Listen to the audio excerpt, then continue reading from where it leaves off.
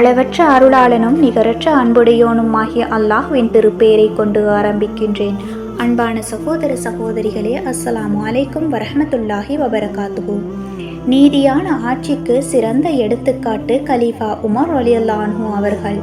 ஒருமுறை கலீஃபா உமர் ரலியல்லாஹு அன்ஹு அவர்கள் பள்ளியில் தொழுது கொண்டிருந்த வேளையில் ஒரு குழந்தை அழுகின்ற சத்தம் உமர் ரலியல்லாஹு அன்ஹு அவர்களின் காதுகளுக்கு எட்டியது.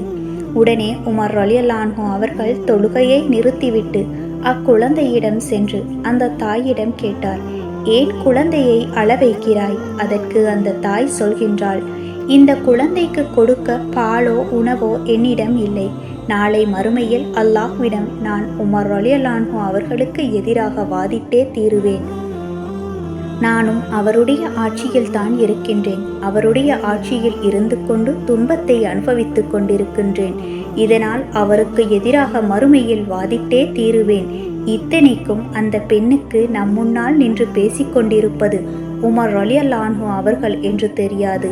உடனே உமர் ரலியல்லாஹு அன்ஹு அவர்கள் தன் அடிமையை கூட்டிக் கொண்டு பைத்துல் மாலை நோக்கி செல்கின்றார். அங்குள்ள கோதுமை மூட்டைகளையும் உணவு மூட்டைகளையும் தன் முதுகில் சுமந்து கொண்டு வருகின்றார்.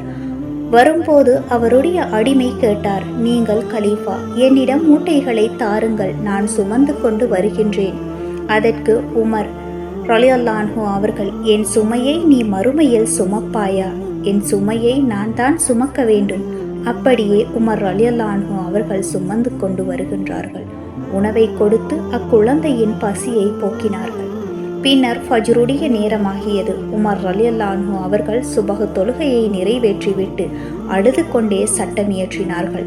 இன்றிலிருந்து இப்பிரதேசத்தில் பிறக்கின்ற ஒவ்வொரு முஸ்லிமான ஆண் பெண் குழந்தைகளுக்கும் அக்குழந்தைகள் வளரும் வரை பைத்துல் மாலில் இருந்தே உணவு மற்றும் பொருட்கள் ஒப்படைக்க வேண்டும்.